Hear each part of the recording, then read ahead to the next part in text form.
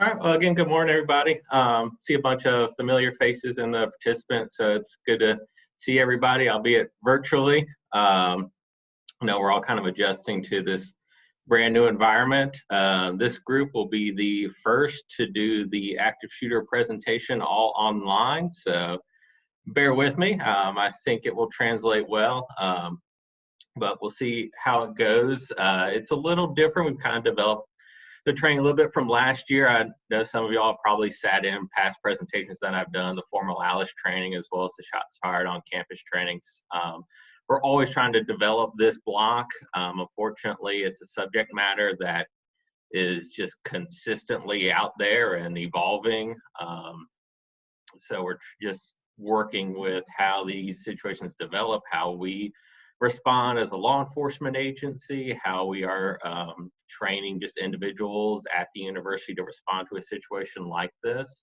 So thank you for joining me. Anytime that you have a question, feel free to unmute and ask it, or you can type it into the group chat. I'll try to regularly monitor that in case there is a question related to any of the information that I'm presenting. But I will go ahead and get started here. Let me get my screen shared. So all of you have learned there's a bit of a learning curve to Zoom, so give me just a moment. All right.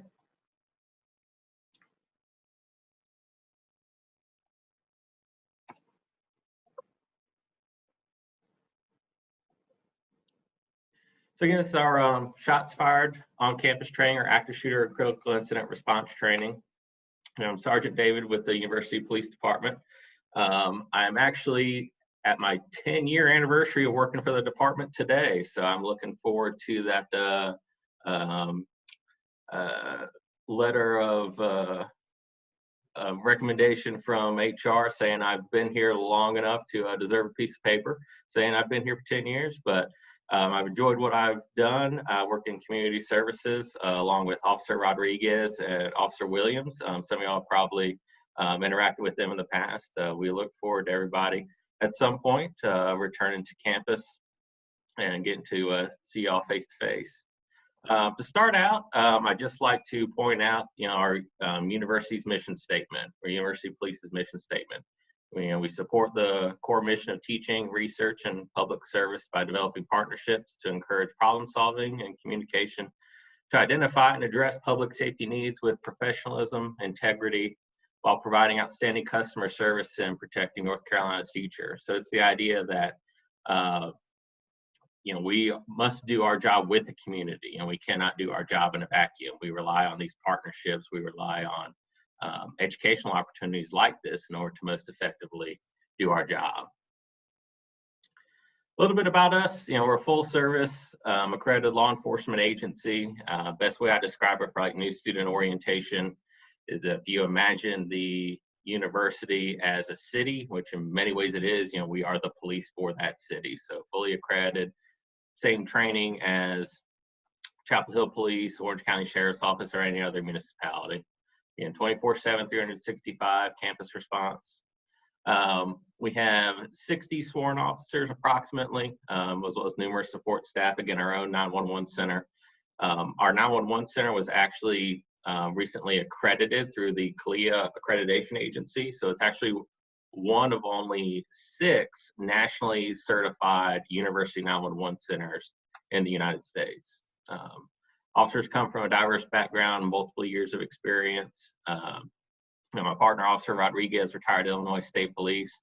Myself, a former Carolina student, so we're able to bring a lot of different backgrounds and experiences to our job and our job performance. And of course, we maintain compliance with the Department of Education Crime Reporting Guidelines, otherwise known as the Clery Act. I know that some of you are probably CSAs or campus security authorities, so you have to go through that annual training related to reporting responsibilities. Cover some just real basics. Again, basic practices for staying safe. Using common sense, that's always going to go a long way. Taking advantage of the numerous safety and security resources available to you at UNC. We do have a new mobile safety app that is going to be rolling out in the fall. I don't know if anybody has used the Live Safe app in the past. We are now transitioning over to App Armor, and it's going to give us a unique mobile safety application to take advantage of. It'll have the same, reporting tips option, as well as other valuable resources for you to take advantage of. Again, practicing situational awareness, just kind of being aware of the environment that's around you. I know just the whole quarantine aspect has just really kind of affected our day-to-day. What's around us has now been our home or our apartment, our individual offices for the past 4 months. And so it will definitely take some getting used to or recognizing that changing dynamic as we kind of get back into more of an on-campus environment. And then lastly, always having a plan. It's kind of what we're doing here today is we're talking about the importance of having a plan as it relates to emergency response, as it relates to anything that could occur in your workspace or at your learning environment. Alert Carolina, our mass notification system, if you've been here long enough, you've received numerous adverse weather alerts, emergency testing alerts. It's a tiered system, so you have the emergency alert, the crime alert, informational, as well as an adverse weather alert. What we're always trying to do, at the end of the day, Alert Carolina is a balancing act. The faster that you get information out there, more likely it could be inaccurate or not as robust.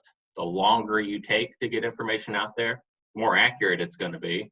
But if it's an ongoing or public safety threat, you want to get it out there as quick as you can. So it's a consistent balancing act. We're constantly trying to improve the infrastructure so that the information is getting out there faster, it's more streamlined. We're always trying to work on how can we validate a threat as soon as possible in order to send out that alert. So we're constantly trying to improve the messaging there.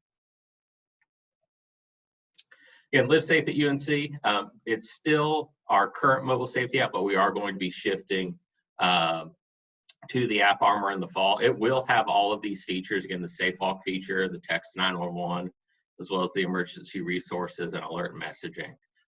So just keep an eye out for the App Armor and that release information as it goes out into the fall semester. Emergency call boxes, you see them every day, walk past them. We just want to get some information related to their location, the services that they do provide. Somewhat of an antiquated technology. Most people have cell phones these days, but some people don't, and we want to be able to provide that kind of direct outreach to our University 911 Center. How these call boxes sort of prevail over just a general calling 911 is your location.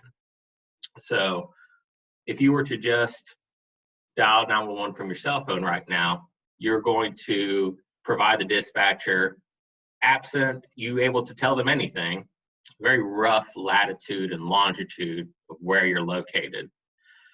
Sometimes it's simple. The location is as basic as the cell tower being utilized to make your call. And as you can see, as densely packed as we are at the university, that can provide our first responders with very limited information as to where assistance is needed, versus these call boxes that are geolocated to that exact spot. So if you look around the student union, you have call boxes out here between Davis Library and the Graham Student Union. So that call box is geolocated to that exact spot. So anytime that these call boxes are activated, we're automatically dispatching an officer to the scene to provide whatever assistance is necessary. So getting into our training objectives, hopefully we want to be able to provide potentially life-saving information to faculty, staff, and students of UNC Chapel Hill in the event of an active shooter event. We also want to take the time to define the term active shooter, talk about how depending on the definition being utilized, you will see some variation in the statistics.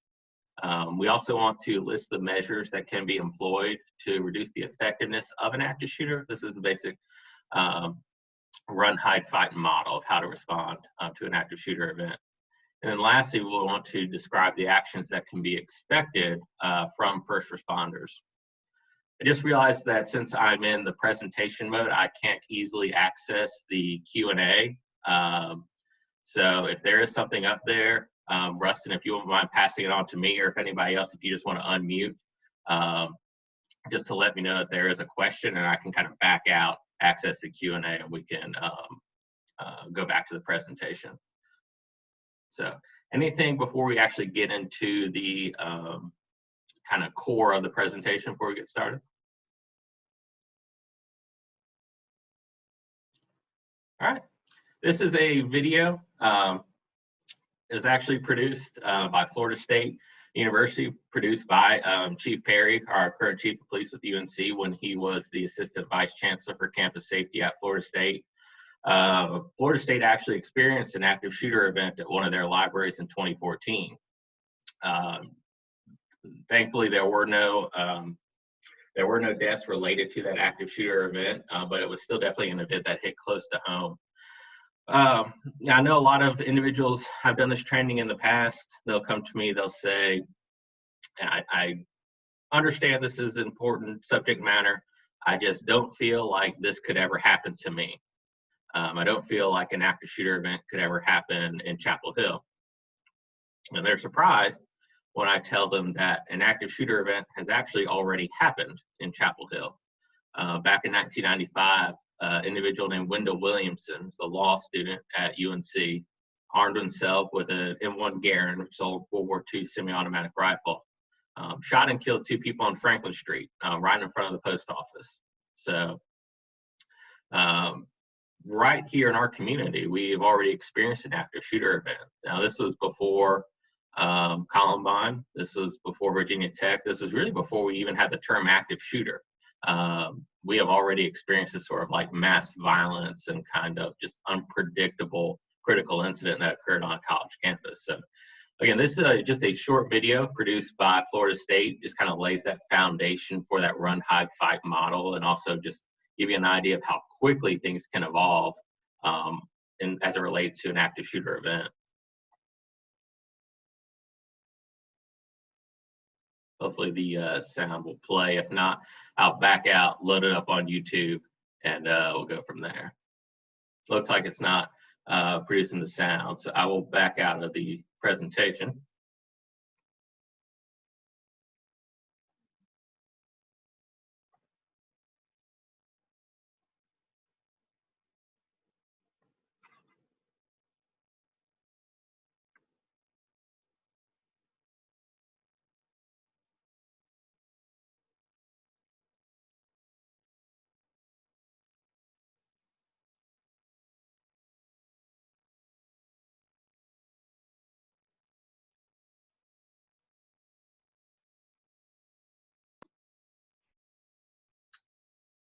Hey, I'm not sure if audio is coming through on my end. Am I the only person, or? Okay. So I think there is an option under settings in Zoom that lets you share your audio. Okay. And if anybody's familiar with the quickest way to walk you through that, please feel free to unmute. But I believe normally I just turn to Zenic, but I can't do that now. See audio settings.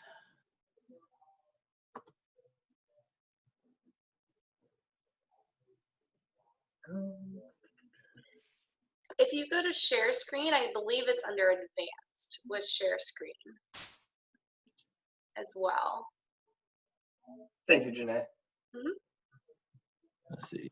It'll be right at the top of your screen where the options are for sharing your screen.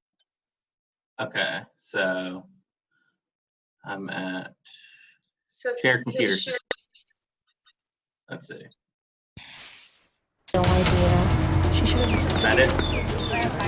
Is everyone hearing that now? Yep. Okay, awesome. Thank you.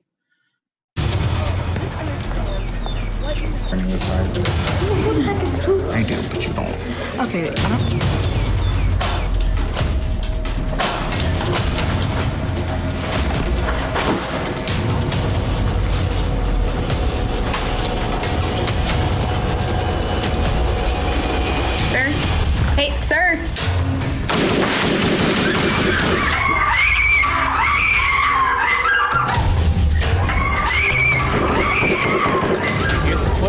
Go. Hey, call 911, call 911. If you see or hear any shots on the campus, make sure to get away as fast as possible. Leave your belongings because they're not as important as your life. When you're in a safe location, make sure no other students go towards the danger and call 911 immediately. If you're on campus, call FSUPD and alert them of the details of the shooter and his whereabouts. I'm on the southwest quarter of Azalea Hall, and I just heard gunshots. Okay, stay calm. Are you safe? I don't know. How many people are hurt? Gunshots. Headquarters, all units. I have reports of an active shooter situation. Azalea Hall. One white male headed inside the building. Multiple victims. I'm still on 911. Go.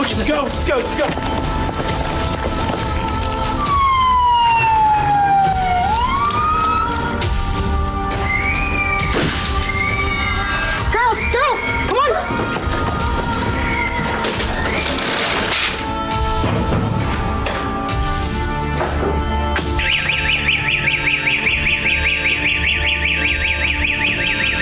Oh my God, come on, it's a fire alarm. Hurry. Oh my God, it's not a fire alarm. Sometimes shooters use fire alarms to flush out the building, so always be alert. If you hear gunfire, hide. If you can't escape, protect yourself.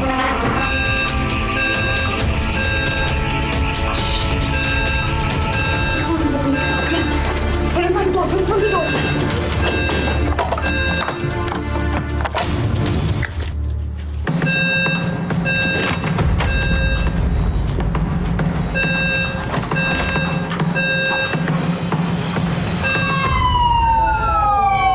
We're 97, got a window open on the 5th floor.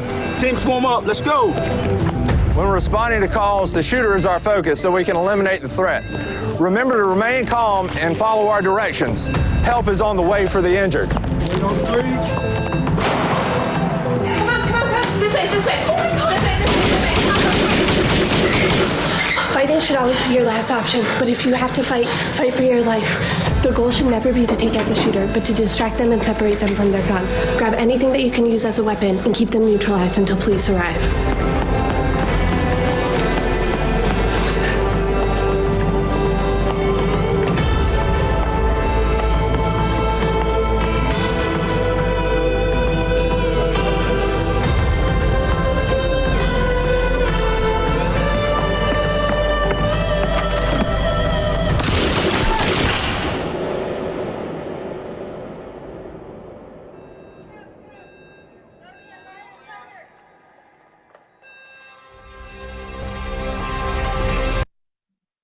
So I'll go ahead and stop that there. The rest of the video kind of continues with FSU specific information, but you just saw how quickly that situation evolved. In the span of just a few minutes, you saw how the kind of just panic set in, how there was that confusion, how to respond, what to do. So this video does lay a good foundation to the run, hide, fight, and just showed you that the speed that some of these situations take as they continue. Getting back into the presentation, I talked about one of the training objectives was actually to define the term active shooter. The FBI defines an active shooter as an individual actively engaged in killing or attempting to kill people in a confined and populated area. Then you also have a definition of what's called a mass killing, which is the death of 4 or more persons during a single continuous event. And what I've sometimes found just in my own research is statistics that are being labeled as active shooter statistics, but they're actually utilizing the definition of a mass killing and vice versa. You see this top definition, it's pretty broad. There are many incidents that would not get a lot of public attention that would technically count as a statistic under an active shooter event. Then you have the mass killing definition, which can sometimes, what could take place is you have a really high profile event, such like the shooting at UNC Charlotte. But it would not technically count as a statistic under this mass killing definition because there were fewer than 4 deaths during that event. So just be aware that there are still a number of definitions being utilized for studies, there is not kind of one clear definition being utilized.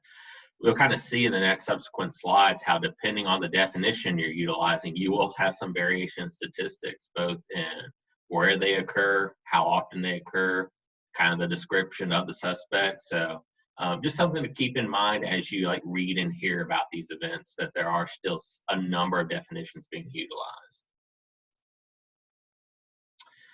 Overview of just the active shooter profile. There really is no set profile of an active shooter. It's generally thought that they have a grudged or perceived wrongdoing against an individual, a group of individuals, or the environment or the location where the incident's taking place. They come from all walks of life. They're diverse backgrounds. Most, but not all, shooters are going to be male suspects. Now, important referencing the previous slide, if you look at just pure active shooter, that kind of umbrella definition, your percentage of male suspects are around 82%. If you change that to mass killing suspects, it goes up to 96%.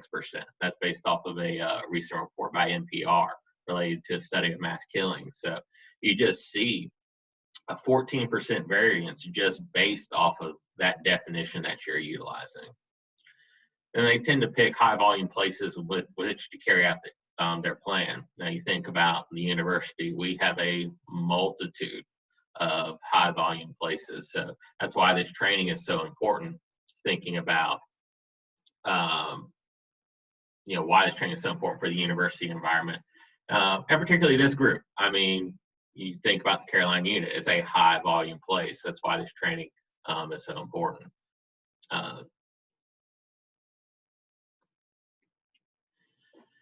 Attacks are seldom spontaneous. They are planned. They spend weeks, months thinking about how they are going to carry out their acts. Kind of a really disturbing example of this is the Virginia Tech incident. The shooter or the suspect in that case spent weeks at these local ranges in Blacksburg and Montgomery County. They found that he would space his targets along the wall the exact spacing that the desks in the classroom were spaced apart. He really trained himself to shoot off of what we call muscle memory. He was not prepared for any type of resistance during his act. 1 in 8 events take place in schools. Again, this is based off of active shooter statistics. If I were to change that to like a mass killing definition, it doesn't change too much, but that percentage does go up a little bit. So again, just an example of how you define your active shooter, what you would define as an active shooter event. Most shooters do act alone. 98% of both active shooter definitions as well as mass killing defined events, 98% are committed by a single suspect. In the 2% of events in which there have been more than one suspect, primarily you think about an event like Columbine. No one quite understands why, but suspects never get more than 15 feet apart from each other during the act. And so how that kind of plays into our strategy is I often hear individuals say, I know I am supposed to evacuate if I can, but I'm worried that even though I know I'm going away from one suspect, there could be another shooter waiting for me as I leave. Now that's possible, it could happen, but statistically, historically, it is unlikely. So when thinking about your strategy, don't let that fear of there could be another suspect get in the way of what you know at the time appears to be a very safe route of evacuation. The age range for the suspects can be early teens to late 80s. Most shooters are going to be between the ages of 20 to 49. If you were to just isolate events taking place in primary or higher education environments, that does skew to a lower age range. Again, it's thought that individuals typically thought to have some sort of relationship with the environment where the incident is taking place. That's not to say that all your suspects are going to be students, certainly not, but it's just kind of, that's how that age range is reflected if you were to just isolate to primary or higher ed environments. So thinking about when will help come, the average response time to an emergency call or an active shooter event nationally is 5 to 7 minutes. Now, when reading the statistic, I wanted to actually take the time to look at my own individual agency. We have not had an active shooter event on campus, and the community has not had one again since 1995. But so I looked at just general emergency response. So the average response time to an emergency call, meaning lights and sirens, you get out of the car, you're running to help. Our average response time is 1.5 minutes. So it's well below the national average. But still think, how many casualties could there be in that time frame? The video that we watched, we only watched 4 minutes, and you saw how quickly that the situation evolved. So again, no matter how fast law enforcement is able to respond, it's may not be fast enough to save everyone. It's that old line that when seconds count, the police are minutes away. I never saw that as like a dig against law enforcement. I simply saw it as a recognition of the reality that your first line of defense is always going to be you and what you do and how you train and how you prepare. Again, awareness matters. If you see something, say something. We'll have a couple slides towards the end that will talk about addressing suspicious activity. What is suspicious activity? And how you can kind of approach reporting that to us and how we are going to respond to that. Some statistics to empower you. 55% of attacks will end prior to police arrival. 90 or 29% of the time the shooter will complete suicide. Usually that happens when the first officers arrive on scene. 8% of the time the shooter will actually leave the scene. That happened in Parkland, Florida. Once the shooter was done, he dropped his weapon and just left like everybody else. 18% of the time, the intended victims do actually stop the attack. Now, being armed isn't the only solution. Only 3% of the time are armed individuals actually stopping the shooter. This is honestly, you could spend all day debating, a civilian armed response to an active shooter event. I just like to point out a few things that are problems or things that would require a lot of coordination to overcome.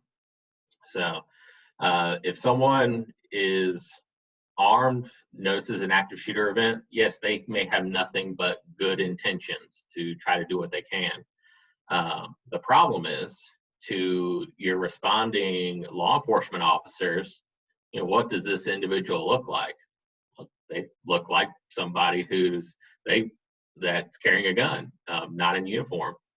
I spend about half my work time just in khakis and a polo, and so I'm not going to an event like this until I'm able to get to my vehicle, get my big ballistic vest that says police across the chest, because even though the officers in my department know who I am, you're going to get everybody coming to an event like this. So the Chapel Hill officer who's coming to assist may not know me, may not know who I am, and just sees me holding a weapon in my hand. Your worst offenders for this, honestly, are off-duty law enforcement. They're able to carry their weapons in more situations than the average person. Something happens when they're off-duty. They have nothing but good intentions, but suddenly they're being called in and reported as another shooter. And what that does is that it slows down the response time to an event like this, because suddenly your law enforcement officers are looking for a threat that's not there. Then lastly, the survival rate for gunshot wounds is actually pretty high, 75 to 80%. Body is a remarkable mechanism. It can absorb a lot of pain and a lot of damage. A lot of what we concentrate on with training now is about that first responder aspect, is about that immediate medical treatment, carrying tourniquets in all of our vehicles and our belts in order to stop arterial bleeds. That's a lot of what our focus is on training these days, is that medical response to an active shooter event. So you think about what is a lockdown. Like tornado drills, students are told to get under their desk, head between their knees, turn the lights off. I remember being in middle school when we had tornado drills. You would get into the hallway, face the lockers, put your head down. I remember my mother telling me growing up during the Cold War that if you heard the nuclear sirens going off, you would hide under your desk. That was just what the response was. It's a passive response to an active event. You know, being passive is accepting or allowing what happens, what others do, without an active response or resistance. And again, there's only so much you can do reference a tornado.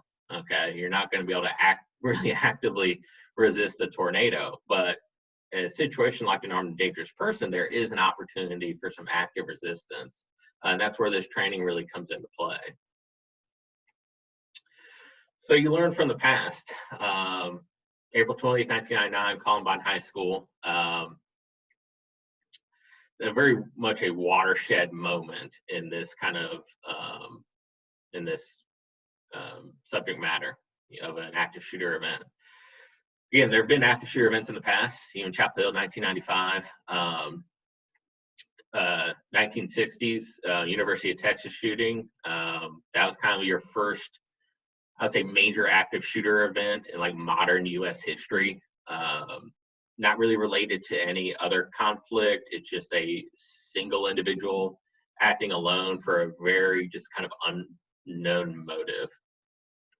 Columbine High School really was kind of the first event in sort of just active shooter study.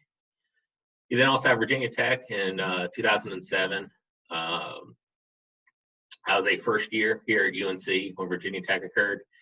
We didn't have this type of training. We didn't really talk too much about active shooter events.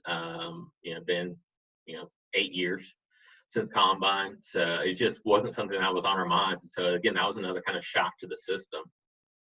But again, the response still was kind of the antiquated lockdown. You do have some more examples of active resistance or active response, but the training element had not been there. And then Sandy Hook Elementary, 2012, that was, again, kind of an old lockdown response. We'll talk about how they, in many ways, had sort of like an over-reliance on technology. We'll talk about the limits of technology as it relates to an active response. But those are like three events that really kind of drove the importance of an active response. So this is an example of a passive response. Were we able to meet in person, I will be taking you through some of these practical exercises. I know some of you have probably done the ALICE training in the past. What we're trying to do with these exercises is to just show you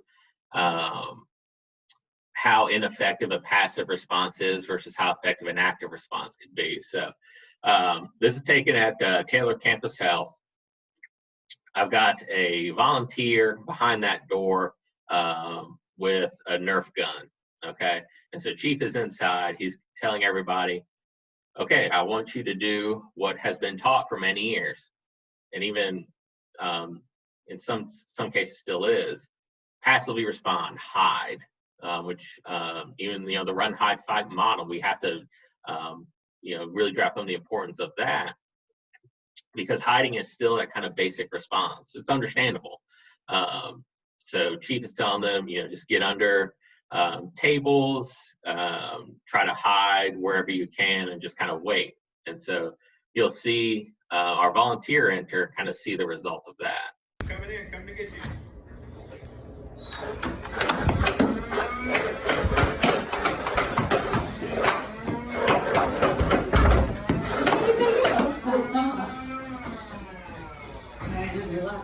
That's cool.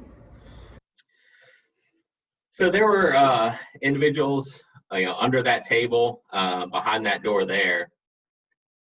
it's kind of just funny looking at them. They're carrying a Nerf gun. It's just little plush balls bouncing off. But you can just kind of see the role player just kind of walking through that room with impunity. Had that been a real weapon, I mean, it would have been horrific. Even individuals that are kind of hiding behind this door here, had that been a real weapon, I mean, that small door is not going to stop anything. And so in a room such as that, that passive response is just not going to be effective. You'll see in a few slides how we changed it up to an active response, and how the result is very different than what we just saw. Again, learning from the past 14 years of passive response strategies, Columbine, Virginia Tech, and Sandy Hook, you just kind of see, really highlight the number of casualties related to an event. Columbine, 12 wounded, 10 killed. Virginia Tech, 30 killed, 17 wounded. Sandy Hook, 26 killed, 2 wounded. This is a result of a passive response strategy. Columbine High School, most of the casualties actually occurred in the library. So again, they were given really no information about what to do. There was no real plan in place, so they would hide under the tables, behind the bookshelves. They didn't know what to do, but they had exits, here, here, and here. So why did they stay? Well, if you think about just kind of common sense, or in hindsight of what we're talking about here today, obviously you're going to run, you're going to evacuate. But at the time, that just model of response didn't exist. It was that passive response, and so they stayed, and that's where, unfortunately, many of the casualties took place. Virginia Tech, we actually have more of an idea, more of an example on the effectiveness of a barricade. So this is kind of an overview of where most of the casualties took place that day. First 2 rooms, you have that passive response. So you have 10 individuals killed, 2 wounded, 12 individuals killed, 6 wounded. Further down, you have passive and active response. You see where they actually barricaded the room, much fewer casualties. And then you have a room at the very end, they have more time, obviously, to barricade, 0 casualties. One thing that kind of struck me was you see barricaded after the first time. Actually had an opportunity to hear one of the survivors of the Virginia Tech incident. It was in one of these classrooms speak, and she talked about how the shooter made entry the first time, and she was actually wounded. She was shot, and mentally, a lot of individuals in that classroom just could not process what was going on. She recalled she just kind of sat on the floor. She recalled individuals just kind of standing around, like the mind was not processing what was going on. And then the shooter made entry again, and she was shot a second time. So the shooter made multiple entries into some of these rooms. And it just shows you how this training is so important, because had you not kind of thought about your response or what you would do, your mind could potentially just kind of shut down and not be able to process through a critical incident like this. One of the professors, go back to the previous slide, in room 204, Professor Leversky was teaching a class in that room. He was a Holocaust survivor. He had a very intimate knowledge of violence. So he knew, he could hear from the commotion from the outside, so he knew something had to be done. He actually held the door closed to his lecture hall and directed all the other students to jump out of the window. And this allowed all of one of his students to escape through the windows before being fatally shot. So again, that's an example of that active response. We saw another example of this in the UNC Charlotte shooting, where the student actively responded, and at the cost of his own life saved who knows how many, because he took that active response to stop the shooter when they noticed that the violence was taking place. So you transition to looking at the event at Sandy Hook. Security plans were in place. They had updated technology. What they didn't really account for were the number of windows.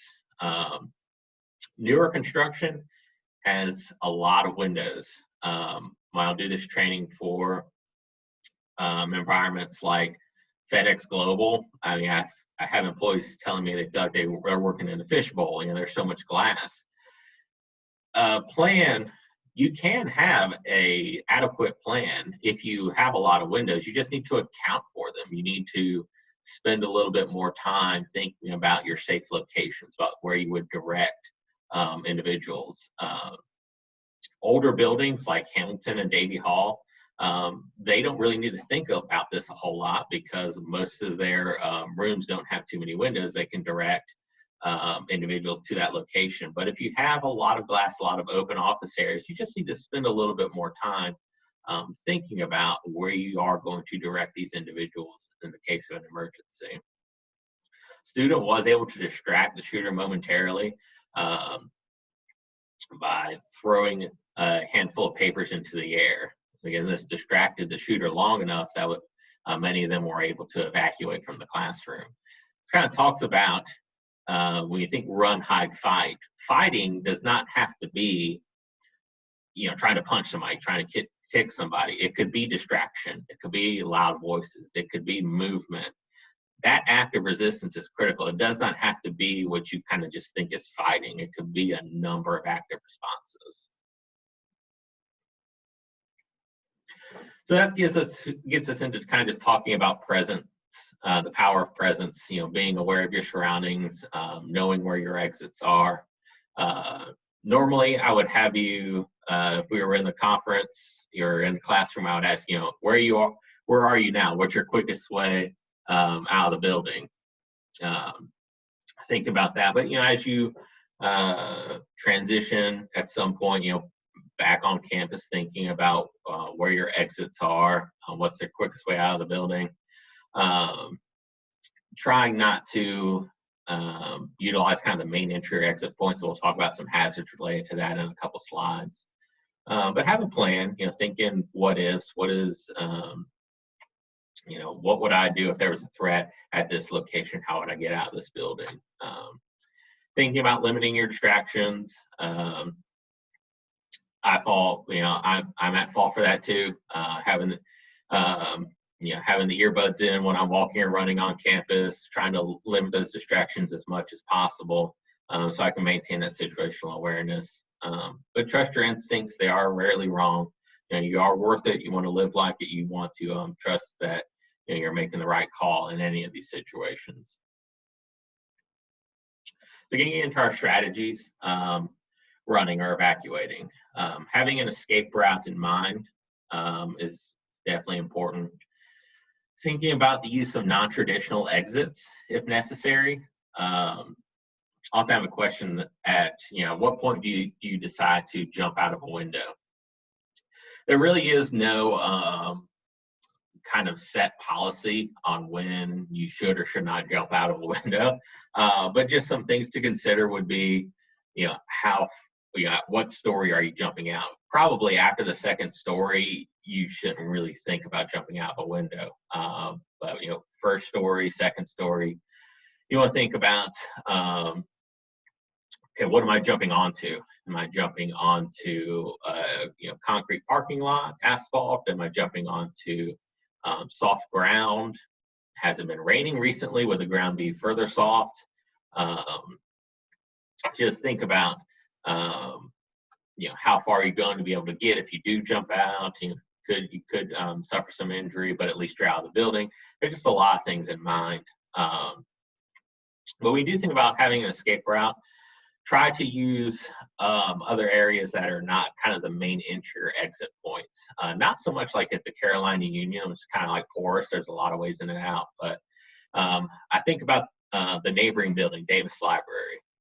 Most folks only know one way in and one way out of Davis Library. It's right there, right at Lenore Hall, the pit area. So you can imagine if that were a critical incident, suddenly you have everybody trying to get out the same way they came in. We actually saw the effects of that in a past event, the Las Vegas active shooter event, in which he had a suspect firing from an elevated position down on a concert crowd. There were actually more injuries, not just injuries, not deaths, but more injuries caused by just that general human crush than there were by gunfire during that incident. Because you suddenly had several thousand people trying to get out the same way they came in. And so that can be hazardous in and of itself. So trying to think about and really promote your emergency exits and your non-traditional exits if you have to evacuate in an emergency. At the end of the day, these are personal choices, so you want to evacuate regardless of whether others agree to follow. If you do encounter grievously wounded persons, don't attempt to move them. You're slowing down your response. And I said grievously wounded person, not somebody that's like, turn their ankle getting around a corner. Obviously, if you can help them and feel a desire to, yes. I'm talking about somebody that you'd have to like literally pick up off the ground and carry them out. You could possibly exacerbate whatever injury they have sustained by moving them. So really the best thing that you can do is to just note their location, what injury you observed, and report it as soon as you're able to. And lastly, call 911 when you have reached a safe distance. Question often comes up, so like, what is a safe distance as it relates to evacuating from an active shooter event? It depends on a lot of factors. So if I'm evacuating from, Carolina Union Davis Library, I can go to some of the events, or it's not some of the events, some of the buildings around Polk Place. I could potentially just run to undergraduate library. I would not necessarily go to the building right next door. It's possible that a situation could migrate from one building to the next, but a couple buildings past where the incident is taking place could potentially be a safe haven for you to kind of stop for a moment, take action, what's going on, try to call 911 to report the incident. But if you're at a more kind of isolated location, sometimes I'll partner with Chapel Hill PD to do this training. And we'll go to like the local high schools. A location like East Chapel Hill High, it's mostly East Chapel Hill High, and then it's just open fields until you get to residential areas, which most likely are going to be locked at all times. And so their safe distance is a lot further just because they're at a much more isolated location. Also, you need to think about kind of the type of weapon that's being utilized. So, average handgun after 40 yards or so, it's not going to be very accurate. Even then, not going to be very accurate. Whereas a rifle potentially can be pretty accurate 100, 200 yards. So that also is a factor in determining what is a safe distance when trying to evacuate. Hiding out, I really like to use the term barricade, but still trying to follow the national model, run, hide, fight. But hiding out, if you can, lock the door, turn out the lights, try to get outside. Now that's the kind of passive response, but then we're also adding on to it as well. So you saw in that video, thinking about how do the doors open, someone tying the belt around that hydraulic support on the door. That doesn't really lock the door, but it makes it tough to open, okay? It's generally thought that a lot of your suspects follow the path of least resistance. They're looking to maximize the casualties and damage they can inflict in the few minutes of time that they have. So if you just make the door difficult to open, that can possibly cause them to move on to another location. Think about items in the room that provide cover versus concealment. If I'm hiding behind a solid core wood desk, I have cover. Okay, it's a physical barrier between myself and the suspect. If I'm hiding behind a curtain, I have concealment. Okay, it's not providing that physical barrier. Like we showed in that video, that passive response. The individual is kind of hiding behind that kind of storage closet. They were concealed, but they didn't have cover. Okay, it wasn't providing any physical protection between themselves and the shooter. But think about creating obstacles, barricading the doors, piling chairs. For those of you who were in the Alice training last year, I think we broke a couple doors, practicing our barricading.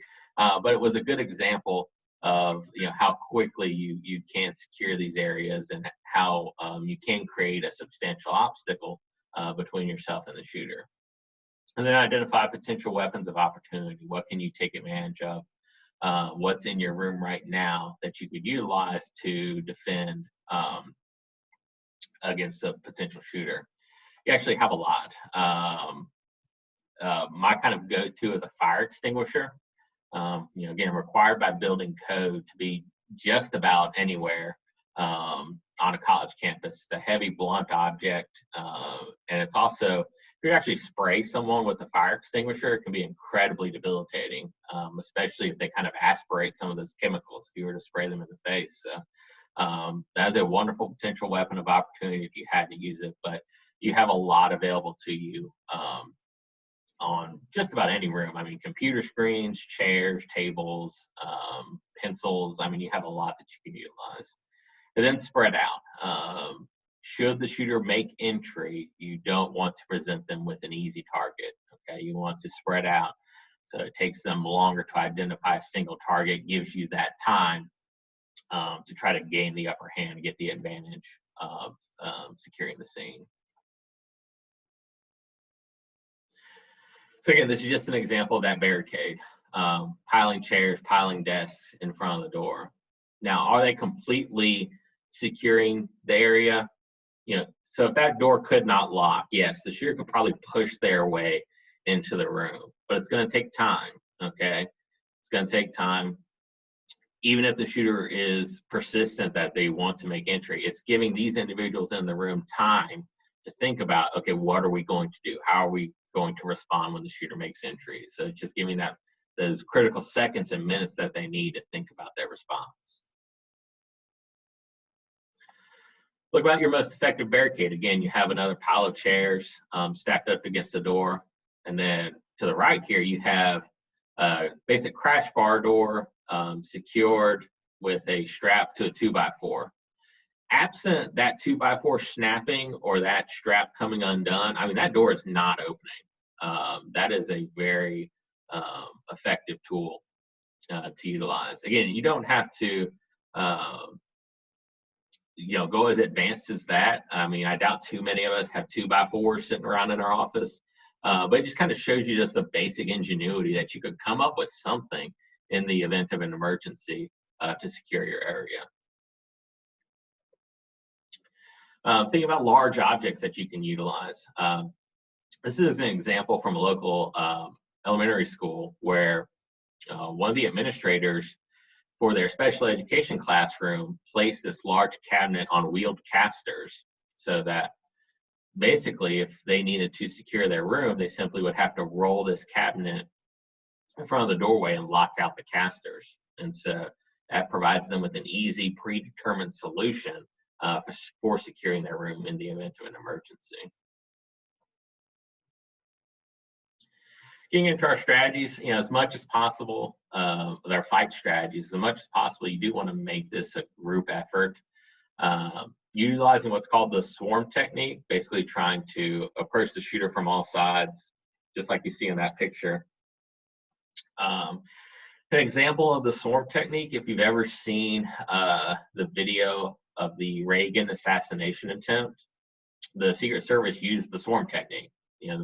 They're not going to want to fire their weapons into a crowd, and so they're trained to just kind of grab high on the arms, grab high on the legs, and subdue the shooter. It's the same basic technique that we teach here for civilian active shooter response. And remember, most shooters don't prepare for resistance. They are Virginia Tech. We spent time shooting at paper targets that are not moving, that are not yelling, that are not throwing things. So anything that you do that's counter to what they've trained for, it dramatically increases your odds of survival. You have a legal right to defend yourself. You utilize whatever force you feel is necessary to stop the threat. And then again, the use of improvised weapons. Question that often comes up is, so we've utilized the swarm technique, we've taken the shooter to the ground. What do we do with their weapon? What do we do with their gun?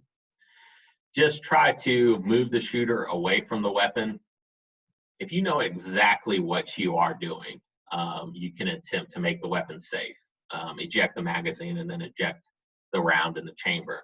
But I say that only if you know exactly what you are doing. And then that's something you want to definitely make sure that you're reporting to first responders, that you have, you know, the weapon is at this location, it's on the ground, it's been secured and made safe. But again, only if you know exactly what you're doing. If you're hesitant at all, just try to move the shooter away from the weapon, get them away from that tool. So this is an example of an active response. So again, same classroom, just kind of setting this up. They're given their role-playing tool for an active response is the balls that you would see in a play ball pit. Okay, so they're being directed to, you know, that's their example of an active response when the shooter makes entry. So we'll follow through with the video and kind of see how that response is different from what we saw in the previous video. It's okay. Yeah.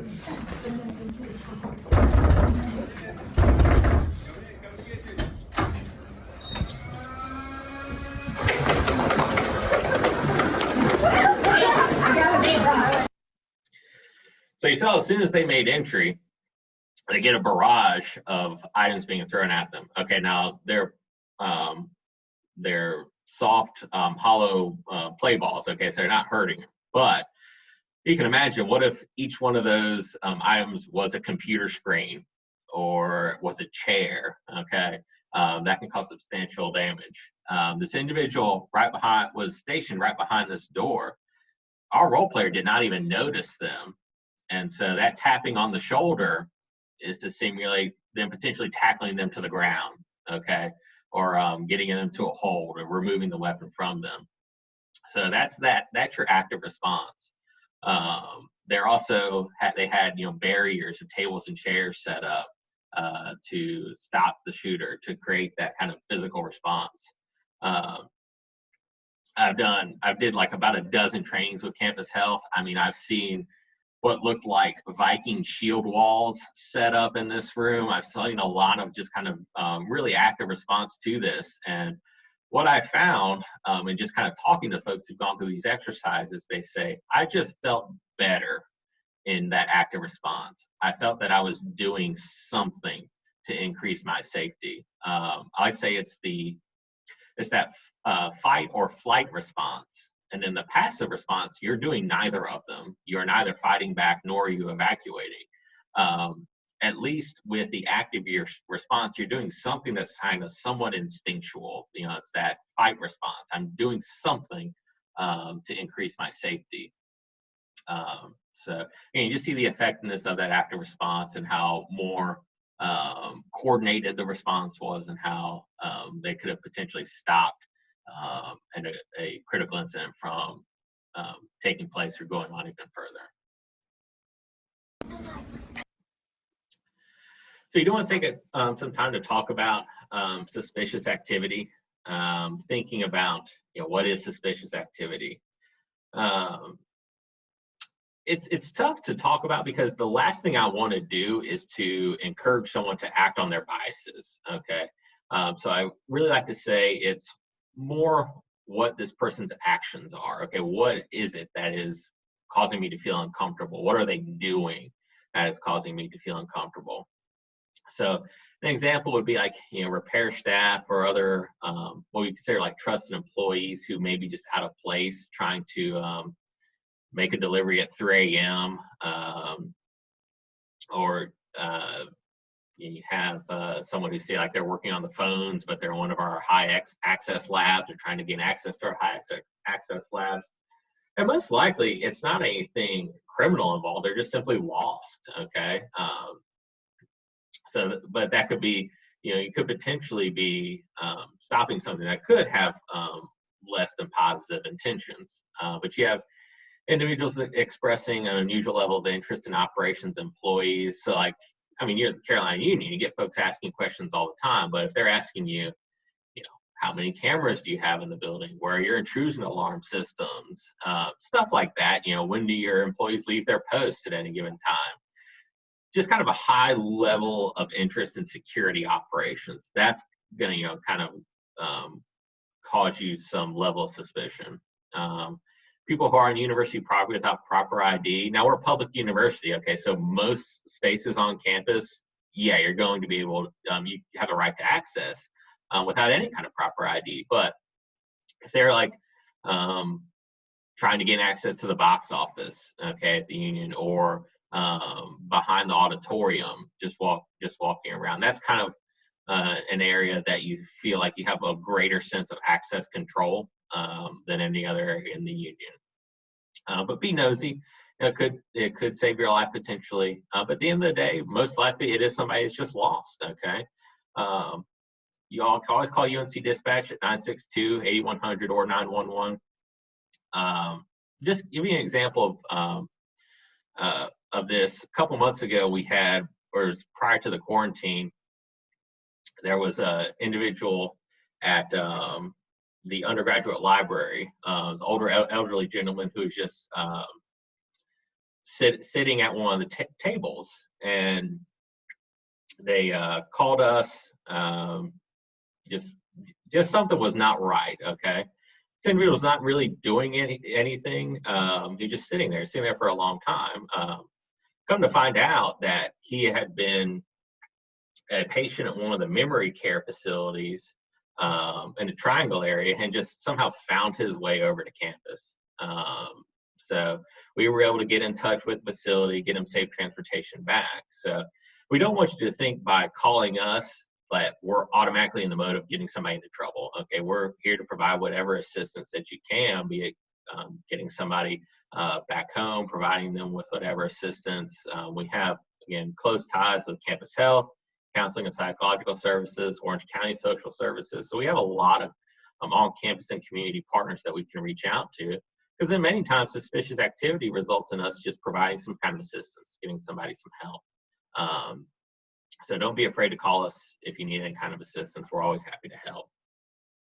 A suspicious person is someone who is, potentially an authorized area, wrong place, or appears lost, potentially overdressed for weather conditions. So if I'm, this weekend, if you see somebody in a big winter coat and it's, heat indexes in the hundreds, that could potentially be, they might need some kind of medical assistance, something like that. So it doesn't have to be like that. Doesn't have to be your only indicator that something is wrong, but it could potentially be a factor. Lording, staring, or watching employees and customers. Again, if they're just kind of hanging out around the box office area, they're just kind of watching individuals. They appear pacing, nervous or jumpy, acting in an unusual or alarming manner, just something that calls attention to their behavior. It's kind of like trust your gut instinct that they're making you feel uncomfortable. It just doesn't seem right to me. Maybe I should just reach out to somebody.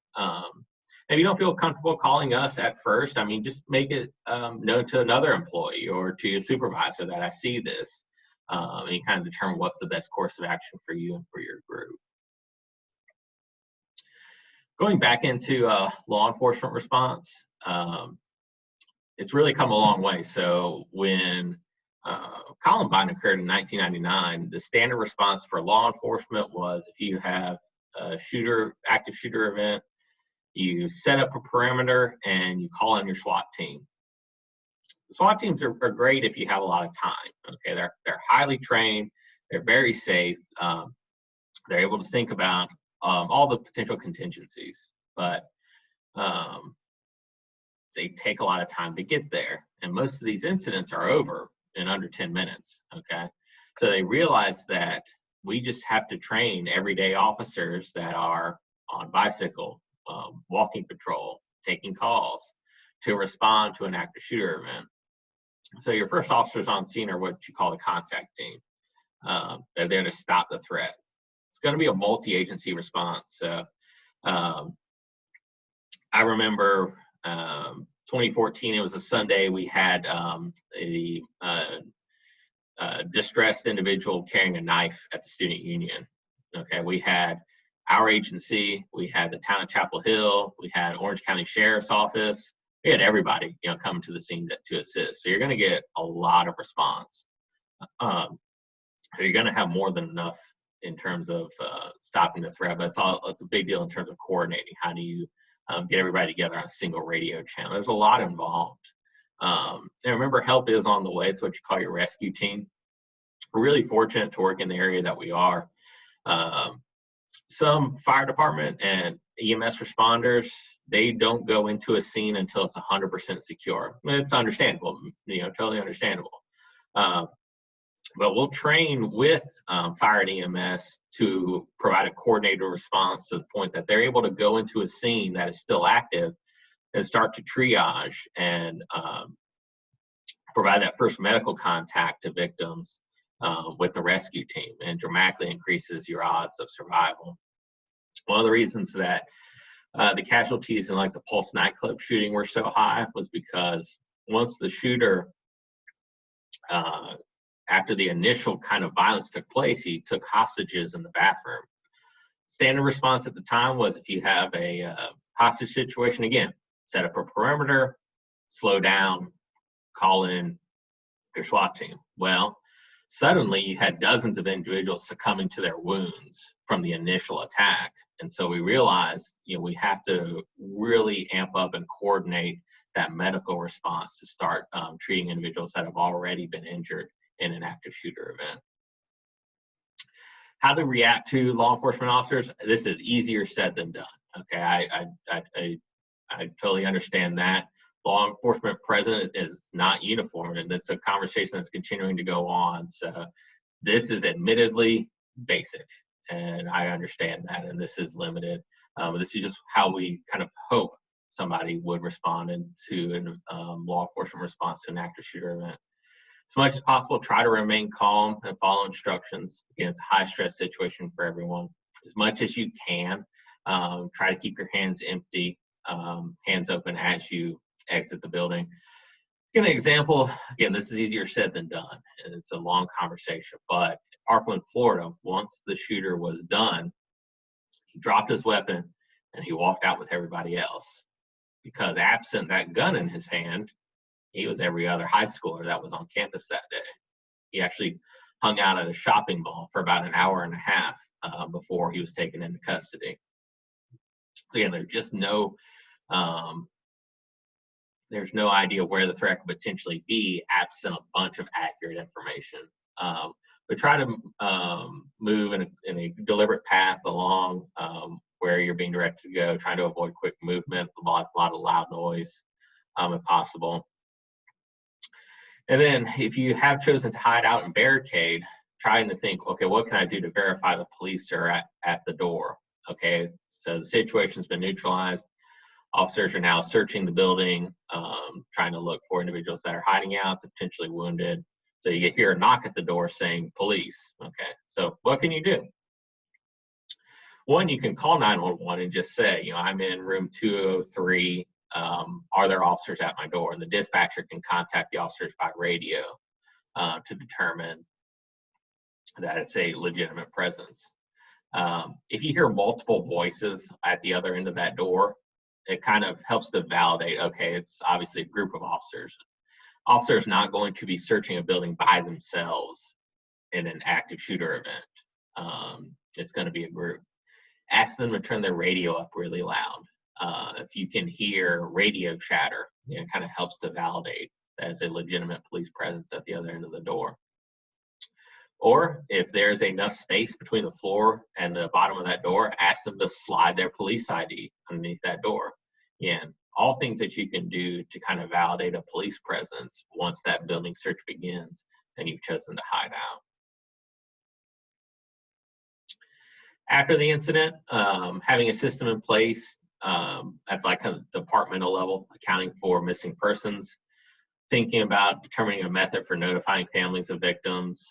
For us, we're thinking about referring individuals to that scene for follow-up, grief counseling. Don't be afraid to get help. If were you to experience a situation like this, it's going to be life-altering. It may come up immediately. It may come up next week. It may come up 2 years down the road. You just never know. You kind of want to be proactive in that self-care. Having At a departmental level, going back to that first bullet point, having some sort of a check-in system is important. Because if you think about that model, some folks, I've had them tell me, I am running to my car, I am getting into my car, and I'm driving away as quick as I can. Great, okay, you have successfully evacuated. But your other coworkers may not know that you've chosen to evacuate, that you've driven home. Having a system for check-in, it could be Microsoft Teams, it could be some kind of a listserv, just something to account for all your folks in the event of an emergency is very important at the departmental level. Next steps, I do site surveys. Again, no one's really here right now, but I've done it for the union in the past. Just kind of take a look at the environment, think about how you would secure your individual area, how you would direct folks. Do you have predetermined locations where you would send a lot of visitors in the event of an emergency? Myself, I think about when I would give the presentations for new student orientation, and you have 500 individuals in the Great Hall. Okay, what are we going to do if we're getting that alert Carolina saying, shelter in place right now? Okay, are we just locking the doors? Are we going to divide them up? What's going to be our response? Let's start thinking about that.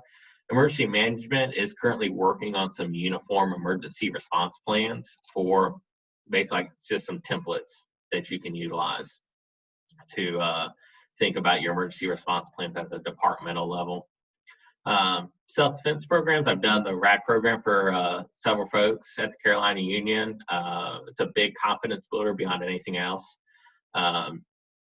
With the pandemic, it's challenging, but I'm hoping to get some guidelines from the national office about how to host our self-defense programs in the fall. They're probably going to be a lot of cleaning, temperature checks, a lot of mask wearing, smaller classes, but we're hoping to get it going in some way, shape, or form. And then lastly, keep the conversation going. This has been a fantastic group who has always kept this conversation and training at the top of the list. So just keep that conversation going about what you would do. Just like anything else, this is a diminishing skill, as it were. If you don't think about it, you don't really kind of prepare for it. Your action in the event of an emergency may not be as effective. Questions. Talked a lot, covered a lot of material. If there's anything that's on your mind, I'm happy to answer. If you would like more clarification on something, I'm happy to entertain any questions. Again, you can unmute and ask. You can also use the chat as well. Happy to address anything that's on your mind.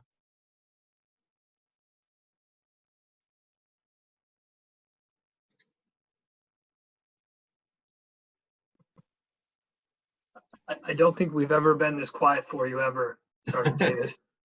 It's different, not as personal. I never thought I would call myself a people person, but it is lonely on campus right now. So I'm looking forward to everybody at some point safely coming back to campus.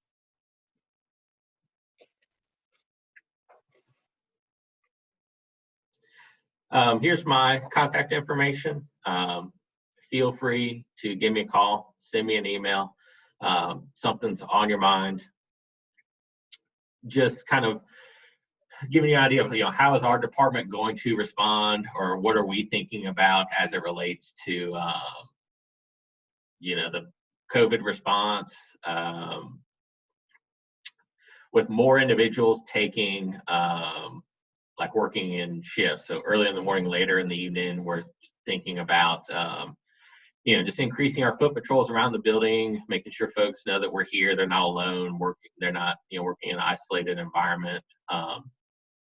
That mobile safety app Armor that I talked about will have a check-in feature. So if you are working at a later shift or late at night, you're working by yourself, you can set a check-in so that your friends, family, co-workers will be prompted on their phones to check in with you every hour, every 2 hours, whatever you want. So as folks are working in more of a shift schedule by themselves, that's something that we're kind of trying to be mindful of as we transition to on-campus work.